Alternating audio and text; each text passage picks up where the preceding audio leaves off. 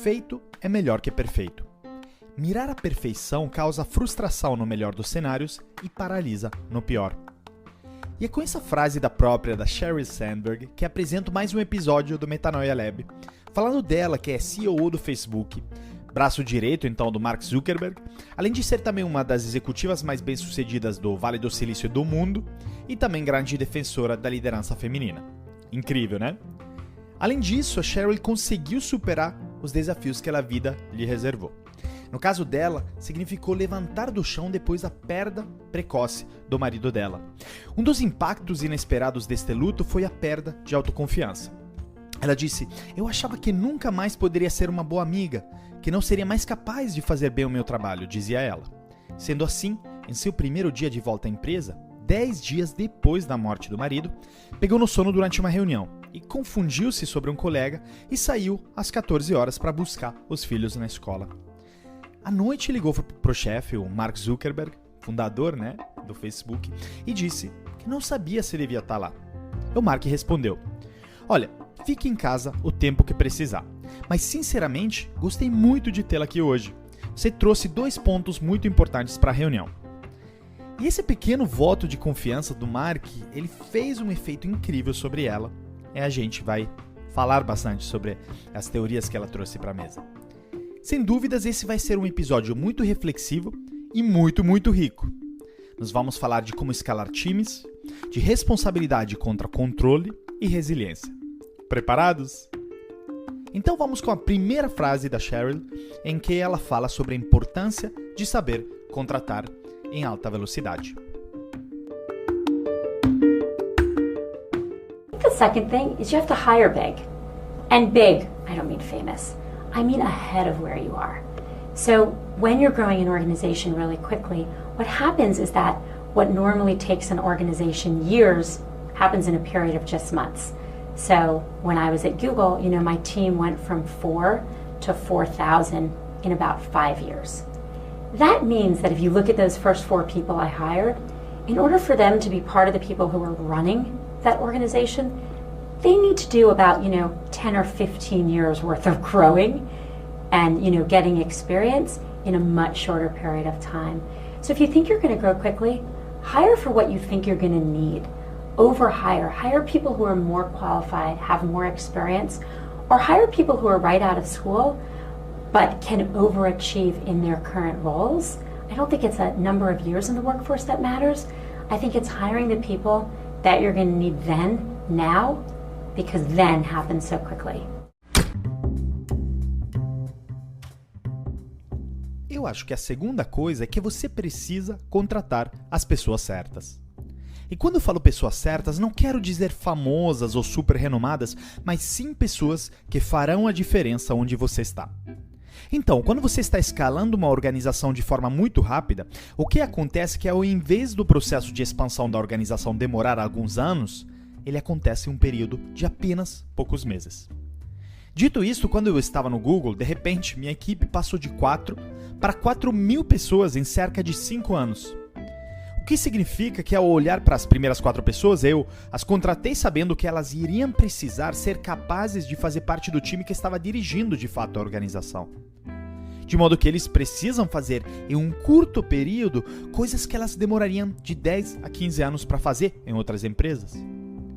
Então, se você acha que o seu negócio vai crescer rapidamente, contrate pessoas que você sabe que irá precisar depois. Contrate pessoas mais qualificadas, com mais experiências, ou, pelo contrário, contrate pessoas que acabaram de se formar. O que importa é que você esteja contratando pessoas que você já sabe agora o quão importantes serão para o negócio.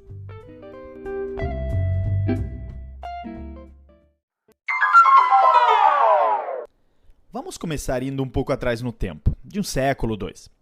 Naquele mundo analógico, vamos chamar ele de mundo da primeira ou segunda revolução industrial, os negócios eram predominantemente físicos e, consequentemente, cresciam de forma mais linear. Vamos supor que você fosse o dono de uma fábrica na Inglaterra do século XIX. Se teu negócio ia bem, você talvez fosse decidir, por exemplo, expandir comprando mais um galpão ou abrindo mais uma linha de produção. Isso podia demorar meses, se não mais, ao longo dos quais você tinha a chance de fazer um processo de contratação alinhado com esse prazo. e crescendo seus times de uma forma proporcional, por exemplo, à linha de produção, ou seja, apenas uma porcentagem do total. Mesmo que contratar seja de todas as formas, uma tarefa muito desafiadora, naquela época era mais fácil, nesse cenário anterior. Você tinha mais tempo à disposição e isso acontecia por volumes menores. Agora, vamos pular para hoje. Como reflexo do crescimento de alguns negócios na era digital, e calma, isso não é para todos. O que acontece é que também a necessidade de escalar times é proporcional e acompanha essa curva exponencial. Veja, por exemplo, o que o Sheryl Sandberg disse sobre o time dela no Google, ao crescer de 4 para 4 mil pessoas em poucos anos, ou, em um caso mais tupiniquim, mais próximo, uma startup como Nubank passou de 300 para mais de 1.500 funcionários de 2014 até hoje. E isso é desafiador para qualquer recrutador ou diretor de RH, com certeza. E a verdade é que o papel-chave nesses processos de crescimento exponencial está justamente na área de RH. Pois em um artigo da Harvard Business Review chamado Scaling Culture in Fast-Growing Companies, ou seja, escalando a cultura em empresas de alto crescimento, eles mostram como algumas estatísticas do Fórum Econômico Mundial apontam para atração e desenvolvimento de talentos como principais desafios e gargalos em um processo de hipercrescimento. Pois, de forma geral, tem duas formas diferentes de trabalhar talentos, dependendo do estágio da sua empresa. A primeira fase da sua empresa, o startup, se você está começando de zero, ou uma unidade do negócio tradicional que está começando de zero, é liderar para 4 pessoas. Ou seja, você começa de zero, é aquela fase do 0 to 1, 0 a 1. Como Peter Thiel, cofundador da PayPal e da Palantir, ele explica no livro dele, que hoje também é um dos investidores mais conhecidos na Vale do Silício. E eu acho que esse é o momento onde você tem que ser extremamente cuidadoso com as pessoas que você escolhe para fazer parte desse círculo. Você começa de zero. As primeiras contratações são fundamentais. E por que isso? Por que essas pessoas são os propagadores da cultura da empresa? Irão muito provavelmente ocupar cargos fundamentais na medida que a empresa escalar. E qual o problema dessas pessoas quando elas não são o melhor possível, ou seja, nota 10? É que, frequentemente, os nota 10 contratam outro notas 10. Ou, se fosse matematicamente possível, acima disso, notas 11 e assim por diante. Ou seja, os notas 10 estão tão engajados com o negócio e trabalham tão duro e vivem a cultura no dia a dia que eles querem contratar pessoas melhores que eles mesmos.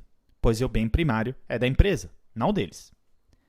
O que acontece se, por exemplo, essas primeiras 4 pessoas no time da Sheryl Sandberg fossem nota 7, digamos?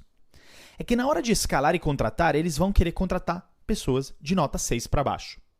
Por quê? Porque eles estão com medo de serem substituídos pelas mesmas pessoas que eles contratarem se forem melhor que elas. Ou seja, aqui o bem maior é o próprio, não é da empresa. E na medida que você escala rapidamente de 4 a 4 mil, você tem o desafio de uma organização grande.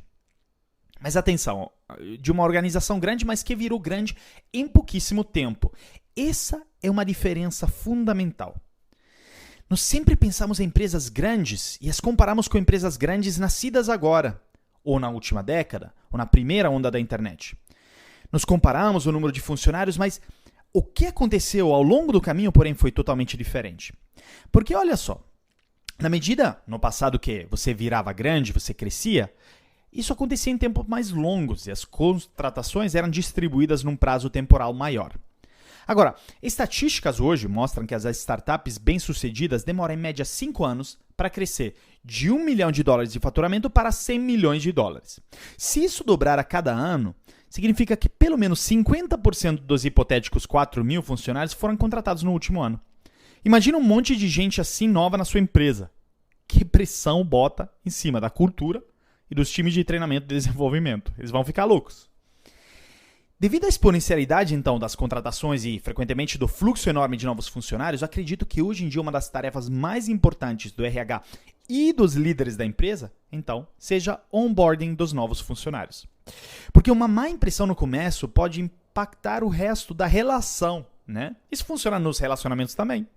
Estatísticas mostram que 29%, ou seja, quase 1/3 dos trabalhadores nos Estados Unidos, dizem que não acham que a própria empresa tenha feito o certo no processo de onboarding, para ajudá-los a se preparar e começar um novo desafio.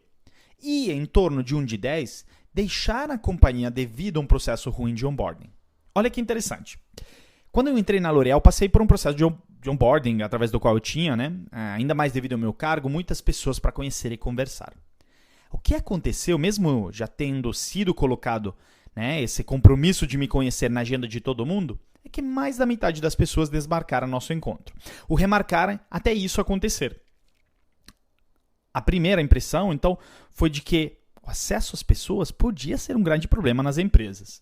A agenda maluca, muito cheia, então marcar reuniões podia ser um problema. Isso se revelou ser confirmado no dia a dia. Ou seja, o teu processo de onboarding diz muito sobre você e a sua empresa.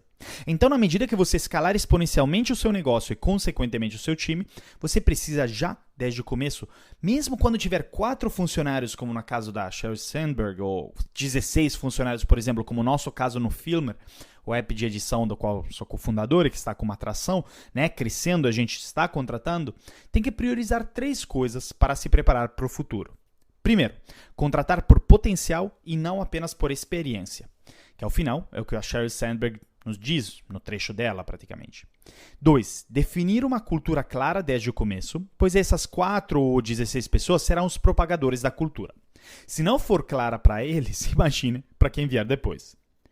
3. Desenhar um processo de onboarding para os novos funcionários.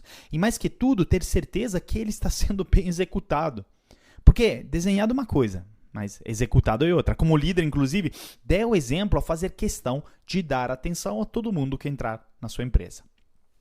Agora, dá um fast forward de algum ano. Quando você estiver liderando 4.000 pessoas, seus desafios já são diferentes. Essa é a segunda fase. Entre outros, evite, por exemplo, o risco de gerenciar por procuração, que inclusive tratamos no episódio anterior sobre o Jeff Bezos. Nessa fase, entra um outro grande desafio, além de gerenciar times grandes. Ou seja, assumir responsabilidades por coisas que não estão 100% baixo o seu controle. Essa é a tarefa de um líder, e é disso que vamos falar agora com a próxima sequência da Sheryl Sandberg. There is no such thing as complete control. Nothing. No one has complete control in any situation. People that leading organizations in some ways have less, because not only do they have to control what they do, they have to help persuade everyone else what they do. But, if you are able to take responsibility, I'm not late because there was traffic. I'm late because I didn't leave early enough to account for the fact that there was traffic. The project didn't get finished not because my partner didn't do it, my colleague didn't do his part. The project didn't get finished because I didn't set up a team where my colleague wanted to do his part. When you take responsibility and you take full responsibility, that is the most empowering thing, and you can do it at any stage. You have to do it if you're raising money as an entrepreneur. You have to do it if you're trying to persuade people to work with you. You have to do it at all stages. One of the things I talk about in my book is não existe um controle completo. De fato, ninguém possui controle completo em nenhuma situação. As pessoas que lideram as organizações, de alguma forma, possuem menos controle. Pois além de precisarem assumir o controle em suas funções, elas precisam liberar todas as outras pessoas. É difícil, não é? Vou dar um exemplo. Eu não estou atrasada por causa do trânsito, mas eu estou atrasada porque não saí cedo o suficiente para conseguir chegar a tempo, apesar do congestionamento. Ou o projeto não foi concluído porque meu amigo não fez a sua parte. Na verdade, o projeto não foi concluído porque eu não configurei uma equipe em que o meu colega pudesse ter vontade de fazer parte. Entende? Quando você assume a responsabilidade, essa é de fato a coisa mais poderosa que você pode fazer. E sim, isso pode ser feito em todos os estágios. Você precisa fazer isso caso você esteja levantando um investimento como um empreendedor, ou você precisa fazer isso para conseguir persuadir as pessoas a trabalharem com você. Você precisa fazer isso em todas as etapas.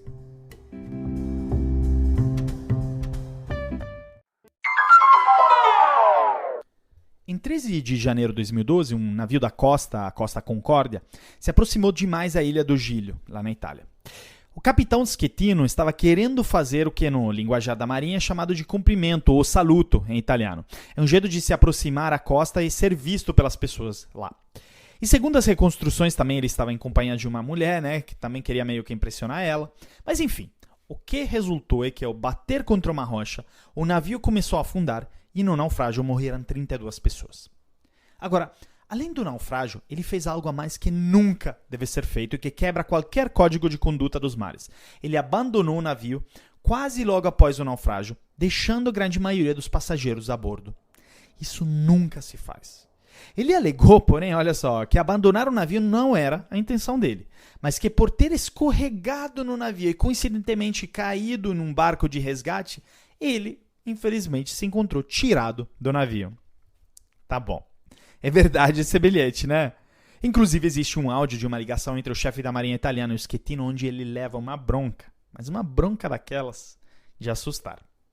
Agora, a lei de honra para qualquer capitão de navio é ser sempre o último a abandonar o navio. Sempre, sem exceções. Óbvio, um capitão ele não tem o controle de tudo, mas com a segurança de que ele não vai abandonar o navio, ele faz com que a equipe dele tenha confiança nele, pois sentem que ele está assumindo responsabilidade. Outro exemplo oposto, ao dar um elogio, pelo menos a um comandante italiano, foi o Gennaro Arma, que foi o último a abandonar a Diamond Princess. Para quem acompanhou as notícias recentes, foi o navio que ficou um bom tempo parado em quarentena no Japão devido à crise de coronavírus a bordo. Porém, a verdade é que ele não fez mais do que a obrigação dele. E já pelo contrário, eu nem quero imaginar o que o Schettino teria inventado para poder fugir daquela situação. Um navio, porém, ao final, não é nada diferente do que uma empresa. Tem, primeiro, inúmeros mecanismos, ou, no mundo corporativo, estratégias e processos, locais, ou áreas ou departamentos, tripulantes, ou funcionários, e passageiros, ou clientes. Ou seja, é a mesma coisa. E o líder de uma empresa não é diferente do comandante de um navio. Ele não tem controle sobre tudo, mas tem que assumir a responsabilidade sobre tudo. Ao final, essa é a essência da liderança. E por que é tão importante o líder assumir a responsabilidade mesmo não tendo controle? Porque isso gera o que o Simon Sinek, episódio 1, para quem já ouviu, chama de círculo de segurança. Ou seja, um ambiente onde os funcionários se sentem seguros que estão sendo julgados apenas pelo trabalho deles e que podem arriscar porque alguém com poder na organização está se assumindo a responsabilidade por conta deles. Até porque nem os funcionários têm 100% de controle no trabalho deles. Isso pode gerar medos, frustrações, intolerância a riscos. Ainda mais em um mundo digital complexo, imprevisível, onde, diferentemente do passado, não existe uma clareza grande sobre relação causa-efeito. Isso deixa muitas pessoas receosas em arriscar e executar. Então, na medida que você tiver um líder que te garante que está se assumindo a responsabilidade para você também, você trabalha em um ambiente seguro, de fato. E para demonstrar que o líder está se assumindo a responsabilidade, nada melhor que seguir a estratégia da janela e do espelho, que o Jim Collins, um dos meus autores preferidos sobre liderança, atribui aos que ele chama de líderes de nível 5. Isso no livro Good to Great. Ou seja, os líderes de nível 5 são os melhores líderes. Funciona mais ou menos assim esse mecanismo. Os líderes de nível 5, eles olham para fora de uma janela ao atribuir o mérito de seus times quando as coisas vão bem. E quando não tem uma pessoa para a qual atribuir crédito, eles normalmente acreditam a sorte. Que é incrível, pois é uma admissão que sim, as coisas nem sempre podem se controlar 100% e sorte, timing, ou destino, karma, como você quiser chamar, também tem um papel nos negócios. Ao mesmo tempo que esses líderes olham para o espelho quando as coisas vão mal, assumindo a responsabilidade e nunca descontando nos outros ou na sorte quando as coisas vão mal. Ou seja, olha que resumo perfeito da relação entre responsabilidade e controle. Os melhores líderes, em um grande exercício de vulnerabilidade, admitem não ter controle de tudo, mas se assumindo a responsabilidade ainda mais quando as coisas não vão bem. Imagina fazer parte de um círculo de segurança criado por um líder de nível 5. Você vai para o trabalho todo dia determinado a dar o seu melhor, sem medos e sabendo que alguém está aí para você. Obviamente, o líder é um ser humano também, e nem sempre é fácil para ele assumir essa responsabilidade sem ter o controle. Muitas vezes a gente associa um líder a um robô, um ser frio e calculador que não tem emoções, medos, falhas. Isso porque eles não querem deixar transparecer muitas vezes, pois vulnerabilidade ainda é bastante tabu entre os altos escalões de empresas. mas líderes sentem frustrações. Se sentem frustração. Eu já senti muito disso e, sinceramente, nem sempre conseguem esconder. Ao final, os CEOs também sempre têm alguém para quem reportar, ou seja, o board. E o board também tem que reportar para os investidores. Ou seja, somos sempre cobrados, independentemente do nível da empresa. E somos cobrados sobre tudo. Podemos ser cobrados pela agenda de nossos vendedores na ponta. Talvez uma região no Brasil tenha uma taxa alta de reuniões fantasmas ou baixa produtividade. E bom, você tem controle direto sobre isso? Não necessariamente, porque você não consegue estar presente em todas as regiões do país ao mesmo tempo. Mas você é responsável por isso? Obviamente. E ainda é muito bem pago por isso, né? Dependendo da empresa. Eu lembro que na época do Groupon, ainda quando me juntei ao começo das operações e as equipes de venda eram 100% de campo, ainda existia um tema de reuniões fantasma. Ou seja, simplesmente sob a necessidade de nos demonstrar aos gestores, né, que queríamos metas de reuniões imputadas no Salesforce para ter controle, olha aí, para demonstrar que estavam atingindo metas de produtividade, né, os vendedores estávamos gerando um comportamento distorcido em que alguns vendedores diziam que iam para a reunião, mas na realidade não iam. Nós começamos a desconfiar e, em tentativa de recuperar o controle, quase como se fôssemos espiões dos movimentos de nossos times, nós ligávamos para os bares, eu lembro, né, para os restaurantes onde eu achava que tivesse acontecido uma reunião fantasma, para verificar. E muitas vezes a gente conseguia descobrir a trampa e ficava furioso com o funcionário da vez, punindo, né, normalmente. Óbvio, esse comportamento de reuniões fantasmas não é justificável de nenhuma maneira. Mas em vez de apenas pensar, eles estão quebrando minha confiança porque estão mentindo sobre as reuniões, eu comecei a me perguntar, quais são os pressupostos errados que eu estou criando para que eles tenham este comportamento? É igual a Sheryl Sandberg, quando diz, o projeto não foi concluído porque meu amigo não fez a sua parte. Na verdade, o projeto não foi concluído porque eu não montei uma equipe em que o meu colega pudesse ter vontade de fazer parte. E a mesma coisa. O pressuposto errado era que nós tínhamos criado um funil comercial onde, em média, a cada 4 reuniões, você saía com um contrato. E por isso nos cobrávamos 4 reuniões por dia. Só que tinha vários contratos que davam para ser fechados sem reunião e por telefone, assim como várias reuniões que não levavam a nada.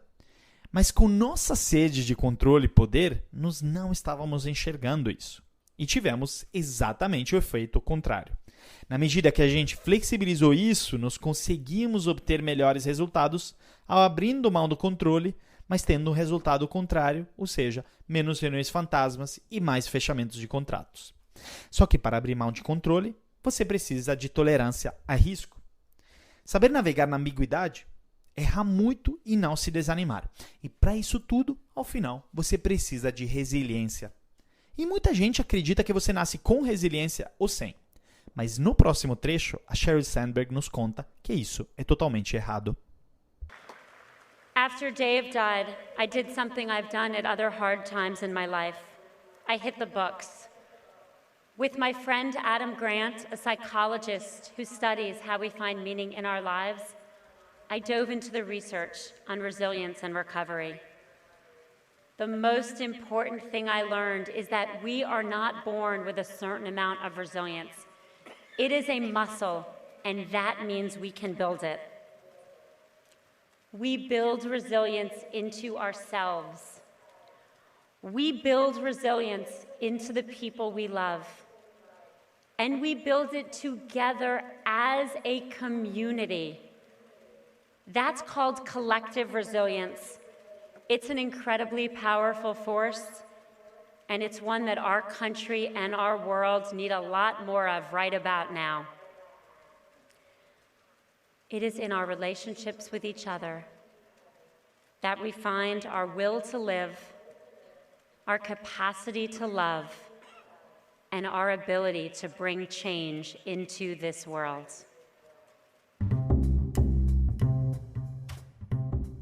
Depois que o Dave morreu, eu fiz algo que já fiz em outros momentos difíceis da minha vida. Me entreguei para os livros. Com meu amigo Adam Grant, um psicólogo que estuda como encontramos significado em nossas vidas, eu mergulhei na pesquisa sobre resiliência e recuperação. A coisa mais importante que aprendi é que não nascemos com uma certa quantidade de resiliência. Ela é um músculo, e isso significa que podemos construí-la. construímos resiliência em nós mesmos, construímos resiliência nas pessoas que amamos e nos construímos juntos como uma comunidade. Isso é chamado de resiliência coletiva. É uma força extremamente poderosa e da qual o nosso país e o nosso mundo precisa muito mais agora. E é nosso relacionamento um com o outro que encontramos nossa vontade de viver, nossa capacidade de amar e nossa capacidade de trazer mudanças a este mundo.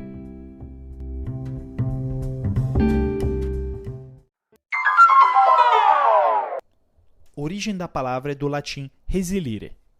Prefixo re, ou seja, novamente, corpo de salire, ou seja, saltar. Resiliência literalmente significa de novo, saltar ou saltar de volta. Uma pequena parênteses aqui.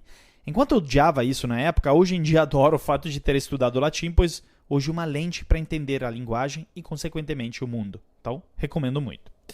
A palavra resiliência, porém, aparece só recentemente na língua portuguesa. Porém, ela é registrada em inglês desde 1620. Resiliência em português mantém a ideia latina de retorno e quer dizer voltar ao estado normal. No ano de 1807, o inglês Thomas Young foi um dos primeiros a fazer uso do termo para definir a capacidade de retorno ao estado original. Após a sua descoberta e aplicações práticas na área da física, outras áreas tomaram o termo emprestado devido à possibilidade de estender seu significado para além de materiais físicos, podendo dizer, por exemplo, respeito ao meio ambiente ou mesmo a uma capacidade da mente humana. E já que estamos falando de latim, não podemos deixar de mencionar que na época da Roma Antiga, dos meus ancestrais romanos, uma linha de pensamento, diria quase mais uma filosofia, começou a tecer as lodes da resiliência. O estoicismo. E tudo no estoicismo, que é resumidamente uma filosofia que aconselha a fidelidade ao conhecimento e a indiferença e desprezo pelos males físicos e morais, desconsiderando todos os tipos de sentimentos externos. Nasceu na Grécia no século III a.C., o estoicismo também é sinônimo de austeridade, firmeza e constância no infortúnio. E a teoria filosófica começa com a lição sobre percepção. Tem situações objetivas e tem a nossa percepção delas. Como Marco Aurélio, o famosérrimo autor romano, famosamente escreveu para si mesmo, escolha não ser ferido e você não será ferido. Não se sinta ferido e não terá sido ferido. Pois está ao nosso alcance e nossa escolha o jeito de ver as coisas, e aprender isso faz a gente desenvolver a força mental e resiliência de tudo que acontece em nossas vidas. O que aconteceu com Sheryl Sandberg? Um evento extremamente trágico. A primeira vez que eu soube melhor do que se tratou foi ao lendo o Plano B, o livro que ela desenvolveu com o autor Adam Grant, professor de psicologia em Wharton, alguns anos atrás, e conseguia, de fato, através das páginas do livro, sentir a dor, ao mesmo tempo a esperança, transparecendo. O que aconteceu? Ela perdeu o marido numa circunstância, numa viagem, por uma questão cardíaca. O empreendedor e CEO do SurveyMonkey, o Dave Goldberg, de forma inesperada, se encontrou a lidar com uma dor nunca sentida antes. Em um momento obscuro, ela ligou para o Adam Grant, pois não via fim à própria dor. Ela não acreditava que iria sentir joia pura novamente, e o que as suas crianças seriam felizes algum dia. O Grant, então, subiu em um avião e voou para a Califórnia visitar a Sheryl, para lhe explicar pessoalmente que não ia ser assim não. A dor tem que ser vivida, mas que a vida depois volta. Olha aí, voltando à definição de resiliência. Volta ao estado normal. Inicialmente, a Sheryl acreditava que resiliência fosse uma capacidade de aguentar a dor, e pediu ao Grant se tinha maneira de entender quanta resiliência ela tivesse em estoque. Ele explicou que ninguém tem uma quantia fixa de resiliência. E eis a pergunta: como alguém pode se tornar mais resiliente? Ele diz, como no áudio acima, que resiliência é como um músculo. Pode ter desenvolvimento e ser fortalecida. A vida nunca é perfeita e nem sempre segue os planos que traçamos para a gente. E a Sheryl Sandberg até escreve um trecho muito legal que todos vivemos alguma forma de plano B. Esse livro é para fazer desse limão uma limonada. E quando eu volto a pensar a definição dessa volta a estado normal, eu me lembro da minha própria experiência com o desenvolvimento da resiliência, onde mudei tudo o que eu podia na minha vida e após um ano, literalmente, voltei ao estado normal. Deixa eu te contar, então. Eu estudei e vivi até os meus 18 anos na província da Itália. Quando fui aceito na Faculdade de Economia Bocconi, a mudança para Milão foi um choque. Ainda lembro que aluguei um quartinho em um apartamento compartilhado na zona sul de Milão e todo dia ia a pé para a faculdade sem conhecer inicialmente ninguém. Minhas aulas eram em inglês e eu não entendia metade dos termos que eram mencionados aí. Eu lembro que só descobria depois da aula quando ia para o dicionário, nem computador, nem PC a gente carregava para as aulas naquela época, né? E fiquei a aula inteira sem entender os termos. Então, pode apostar que eu não durei muito nessa faculdade. Depois de 2 meses eu abandonei e voltei um final de semana para a cidade dos meus pais e simplesmente falei que iria partir para uma viagem longa. De fato, eu não sabia quando eu iria voltar. E essa viagem acabou durando praticamente 1 ano. Passou por França, Espanha, Marrocos, Turquia, Grécia, Senegal, Mali, né? Na África Central, entre outros. E aconteceu muita coisa no meio. No Mali, por exemplo, meus pais foram praticamente me buscar depois de 1 ano e convencer a voltar. E sabe o quê? Eu resolvi voltar mesmo. E olha o engraçado. Eu voltei para a mesma faculdade, mesma cidade, até voltei a morar no mesmo bairro. Ou seja, na volta, paradoxalmente, eu voltei na mesma situação do começo, mas enquanto isso tinha desenvolvido uma resiliência muito maior. A situação externa era a mesma, mas a interior era totalmente diferente. Eu não tinha resiliência até porque eu tive a sorte de ter tudo na vida. Óbvio que o caso de luto da Sheryl Sandberg é muito extremo, isso não quer dizer que para desenvolver resiliência você tenha que passar por lutos ou problemas semelhantes. Até porque, quando sou brifado por times de RH para palestras, eu ouço que, mesmo que extremamente inspiradoras, muitas vezes trajetória de outros palestrantes, que tenham passado por lutos, eventos terríveis de força maior, e que eles definiram como catalisadores da própria resiliência, nem sempre conectam com o público, pois a pergunta que fica, e que eu também me faço e que você deve estar se fazendo, é: eu também tenho que passar por isso para me tornar mais resiliente? É óbvio que não. O que eu posso dizer é que sim, dá para desenvolver de outras formas. Dá para ter o controle de eventos, internos e externos, para aprimorá-la. E eu sou a prova disso. Inconscientemente, eu resolvi partir para 1 ano de viagens porque, no fundo, eu sabia que não estava preparado para enfrentar o mundo. Eu precisava treinar melhor esse músculo em situações, contextos e desafios diferentes. Agora, indivíduos isolados e sozinhos, mesmo que resilientes, não conseguem fazer com que, por exemplo, uma empresa vire mais arriscada, pois desenvolve resiliência e tolere mais o erro, e consequentemente se torne mais inovadora. O que um país reaja com força e coordenação a um desastre natural ou epidemia, como, por exemplo, esse do coronavírus, inclusive. Os países que foram afetados fortemente, como a minha pobre Itália, sairá com uma dose de resiliência coletiva muito maior, se espera. Isso nos remete ao ponto da resiliência coletiva, que a Sheryl Sandberg menciona na frase anterior. O mais importante é desenvolver uma resiliência coletiva, seja dentro das empresas e seja dentro de nossas comunidades. Ao final, juntos somos mais fortes, é a mensagem dela. Não podemos mudar algo que não percebemos, mas depois que percebemos, não podemos deixar de mudar. E sim, é mais uma frase da Sheryl com que eu quero fechar com chave de ouro esse episódio do Metanoia Lab. Ao final, quem aqui já se questionou sobre algo? Ou melhor, quem nunca se questionou sobre ter percebido algo com a impressão que era tarde demais? Bom, não quero e nem devo entrar nessa discussão sobre tempo e ação, mas eu quero que você faça essa discussão com você mesmo. Qual exercício de percepção você já fez em relação à sua vida pessoal, de trabalho ou até mesmo amorosa? Perceber é olhar para o interior e exterior e descobrir uma infinidade de novas possibilidades e ações. Qual foi a última vez que você percebeu algo e isso mudou completamente o rumo das coisas? Pense bem e, se quiser, me responde essa pergunta no LinkedIn ou no Instagram. Nos vemos semana que vem.